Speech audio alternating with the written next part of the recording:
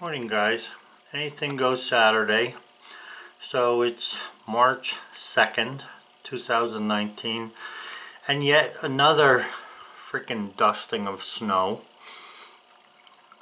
Not really enough to plow, just enough to add to the ice pack. Ay, ay, ay. So it is supposed to go up into the 30s today.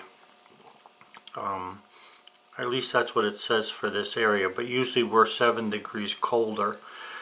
So we may not hit the 30s, but in case we do, it's a good idea to push even this off so that it doesn't add to the ice problem, because the way I'm graded here as far as water runoff is pretty close.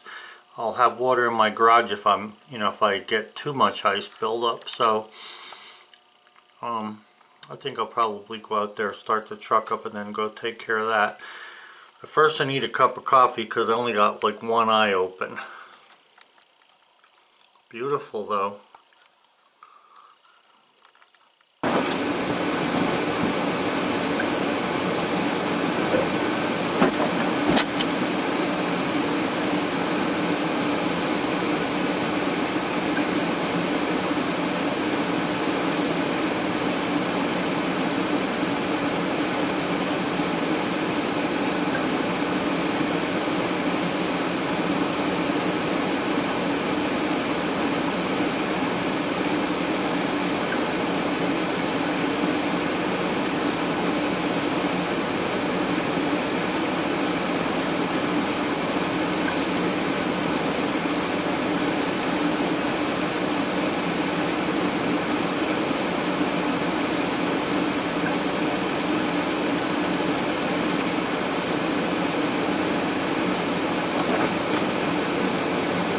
Oh, it must have warmed up last night a little, because usually that snow just falls off of there when I hit it. So now it's not, because it's a little damp already. Probably because the wood, with the sunshine we had yesterday in the afternoon, the wood got hot, or very, very warm at least, and it made the plastic warm enough to not freeze, and now the snow's sticking to it rather than sliding off of it. That's just one of the headaches of the mill, of the kiln.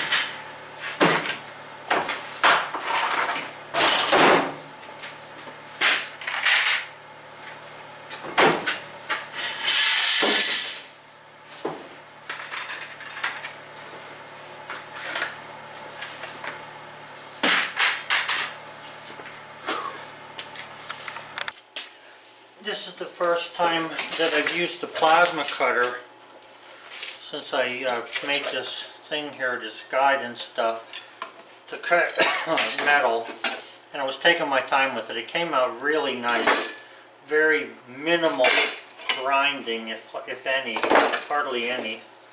So like I say, it looks pretty nice.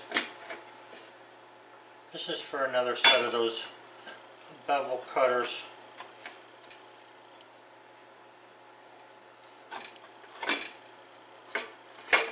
I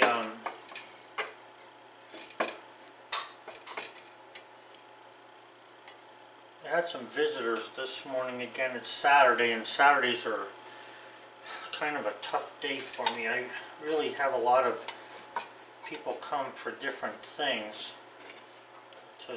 If they need something or want some help with something, and I don't mind helping anybody, but it makes it a little hard for me to try and get my work done. So that's ready to weld then. Yeah, they come out really nice with the plasma cutter. This plasma cutter, the more I use it, the more I like it. I noticed that I'm using one of these brushes here with the grinder, and I noticed that if you just take, you know, after you cut a little bit, you just cut, basically touch it. All you're doing is cleaning the grit off of it. It seems to work pretty nice. This works good for me because I can hold this and drag it nice and evenly across the work. So I was getting a pretty nice straight cut there. I mean, you can see these. I did grind them on the edges, but I mean, it's minimal grinding. And when you're welding these together, you need this to be just so, because you're really looking to be able to, for a very thin piece of metal, you're looking to be able to get a good solid weld there without, you know, when you grind it, you don't want it to tear all the weld back out. So it's not too bad. Put a little bit of a bevel on these, and then I can fill that with the MIG welder and get a nice weld there. Okay guys, well, it's time for lunch, so I gotta go grab lunch. You know, it's always something. My air compressor, let's make sure I get the number here. My air compressor was working okay. Didn't have any problems with it. I had changed oil not long ago, and I noticed this. See this wet spot? I believe there's a capacitor in there. Apparently it blew, because now I have the air compressor won't start. It wants this run, but apparently it just can't get going. So I'm going to have to look this up and see if I can't find what I need for this. Hey guys, so in the middle of trying to do the cutting with the plasma cutter and everything else, my Ingersoll Rand air compressor just quit. It won't start. It wants to start, but it won't start. And I noticed that there's fluid coming out from one of the capacitors, which I believe this is a capacitor up here. So apparently that's going to have to be replaced. I hope I don't have to buy a whole new motor, but I'm going to have to look that up and see what I can find here. I'll tell you what, it's always something. This air compressor was 650 bucks, I believe. And the worst thing about it is I don't think it's that old. It's about 8 years old, I guess. I don't know. Well, I may as well make a video of this. The cover's off. I believe this is a capacitor. I can't quite read this thing here. It says something on there. Anyway, I just want to make sure I have a video here of how the wires are hooked up to this thing before I do anything with it. So I want to pull those wires off, and then I'll be able to see if there's a number there that I can track down. It'd be a lot easier to read this on the computer screen. Okay, NGM made in Mexico. And there's some kind of number there.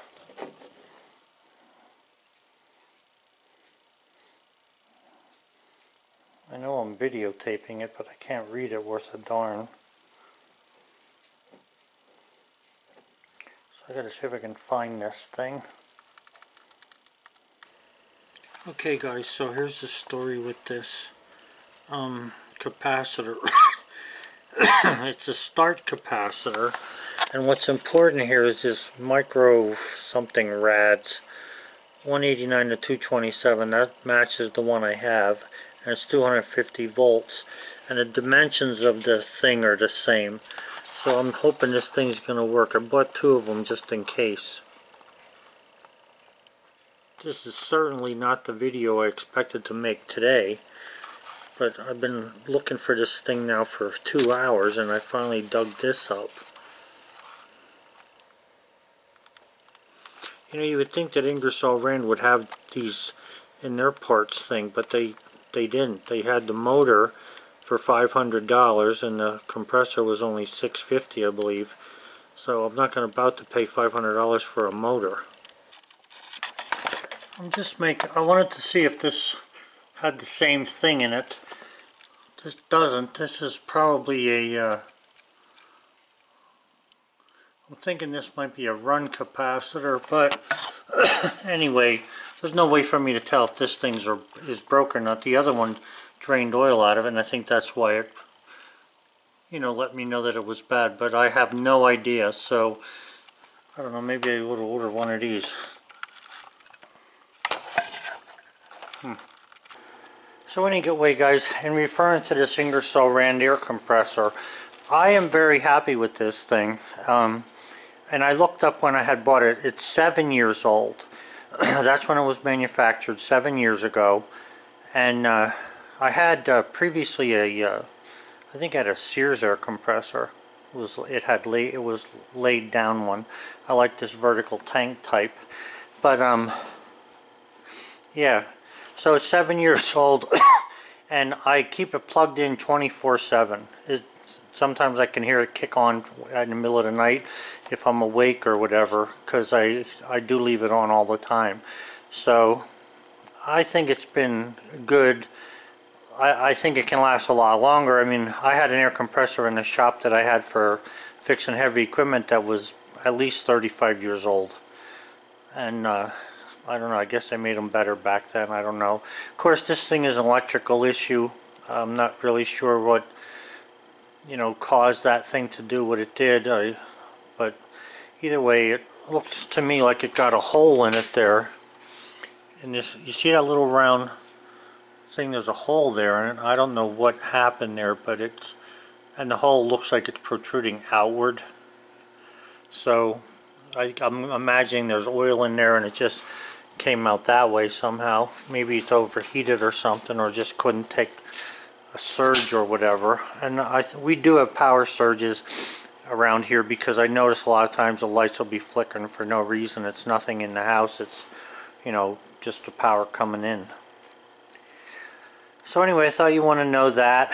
It's been 7 years in the making till it finally kicked that little capacitor off. So we'll see what happens. Hopefully I'll have it running in a couple of days. I think that thing's supposed to be here in 3 days, 3 working days, so we'll see. So you might be wondering what I'm doing here, guys. This is actually a mock-up of the tool that I want to make for the toe board. I want to make sure that the geometry works the way I'm thinking it's going to, and that the height of everything is going to do what I want it to do. And then once I make sure that that's going to happen, then I can use this as like a toy to check different kinds of brackets and things, and how I want to hang it from the wood miser or fasten it. So when I move the lugs that are going to be actually the nuts or the couplings on both sides here along the Acme screw, I want to make sure that they're going to work evenly and smoothly, so that when it's at its full height, which is these uprights here being 90 degrees to the axle or to the Acme screw, that's at its full height. I want to make sure that this is going to be 4 inches at least above the bunk because if it doesn't go 4 inches minimum, then it's not going to be a whole lot of use, I would feel. Now it doesn't have to go much higher than that, and if worse comes to worse, I guess you can always put something on top of that even, but it's going to be a lot easier to pick it up and down rather than using a bar. But I've gotten some comments about different things of it. Something about sawdust getting on the Acme screw and stuff, and I'm beginning to think that I don't know if that's going to really hurt this, because there's not a lot of sawdust that goes down in the middle of the wood miser. Most of it goes to the one side, but we'll see.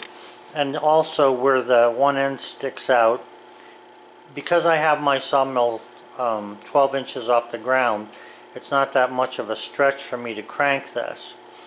And somebody was mentioning about maybe raising that up somehow. I don't want to make this too complicated, because if I make it complicated it's going to become expensive. And I don't want it to be expensive. That's the whole point of doing it myself, because I can buy, you know, or use a big jack or whatever to do this, but that's not what I want. I want something specific for the sawmill. And I believe that once I get this, like I'm going to put some finishing nails here, here, and here, and here, and then I can work this to see if the geometry part of this is going to do what I think it is. It's not that big of a deal, and it probably will without a doubt, because I make it happen on AutoCAD. You know, I can move things to see how they're going to work. The problem with it, I just want to be certain. That's all I'm after, the certainty of it. So make this little toy. No, it's no different than when we made the crane and hung out of wood and hung pieces on it. And that's another thing I got to get going after soon too. I have the pipe for the crane, but I need to make a collar for around the wood to fit inside the pipe. Haven't done that yet, and I need to get going with that soon. I probably only have 2 more months left before I'm going to have to get that done. So anyway, this is where I'm at so far with this. I did not get everything done that I wanted to do today, and my air compressor had me messed up. But that's the way life goes sometimes. You just don't get everything done. But at least it was a nice day out. Had the dog out. Enjoyed my supper. And it's starting to get dark already. I think it's, you can see that the windows are dark. It's 6:30, going on 7. So that's a wrap for today, guys. Have a good one. Bye.